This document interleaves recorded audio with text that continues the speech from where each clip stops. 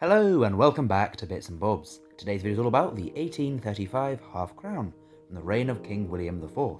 Here is the reverse. We'll start with the design and then move on to the facts and figures. This design is the work of Jean-Baptiste Malin and features a lovely crowned cloak with two tassels there on either side, and then within this royal cloak is the royal coat of arms. We have the two parts featuring the three lines of England, to the top left and bottom right, then to the bottom left is the harp of Ireland for Ireland, and to the top right the lion rampant of Scotland for Scotland. Within this shield is then a crowned Hanoverian shield, as King William IV was from the royal house of Hanover. Below this shield is then some ribbons and roses, and below that is a small depiction of St. George slaying the dragon. We can see him there on horseback, with his cape blowing in the wind and the dragon underfoot.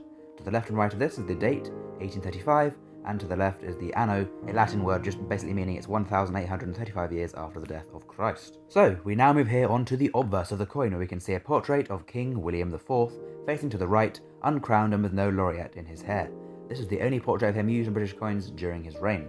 It was done by William Wyon, one of the more notable designers from the Royal Mint, and is a good portrait in my opinion, with some nice detail there on the coin. Around the portrait to the left and right is the legend in abbreviated Latin. This reads Guelmus 4 DG Britannia Rex FD. This then translates to William IV, by the grace of God, King of Britain, Defender of the Faith. This refers to his divine right as a king, that he's been chosen to be king by God, and his titles as monarch or king. So there we go, that's the design, and we'll now move on to the facts and figures of the 1835 half crown, a coin made at the Tower Hill Mint in London, where the Royal Mint was based between 1810 and 1975. The coin is composed of 0.925 silver.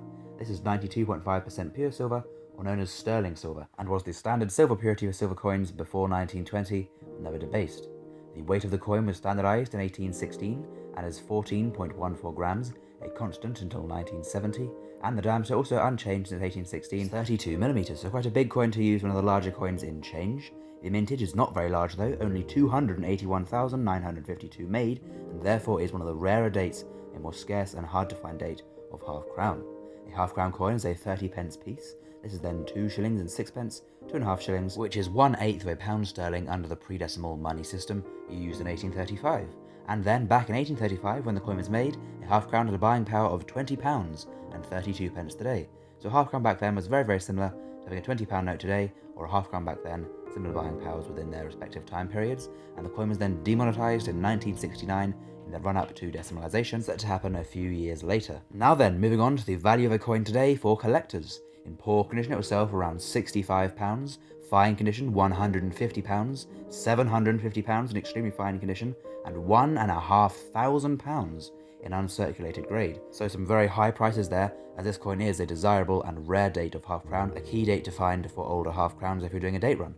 So there we go, comment down below your opinions on the design and whether you have one, and as well please do subscribe and leave a comment down below, as that means a lot to the channel and help us out. Thank you for watching to the end, and we'll see you again soon for some more coins in the future on Bits and Bobs. Bye!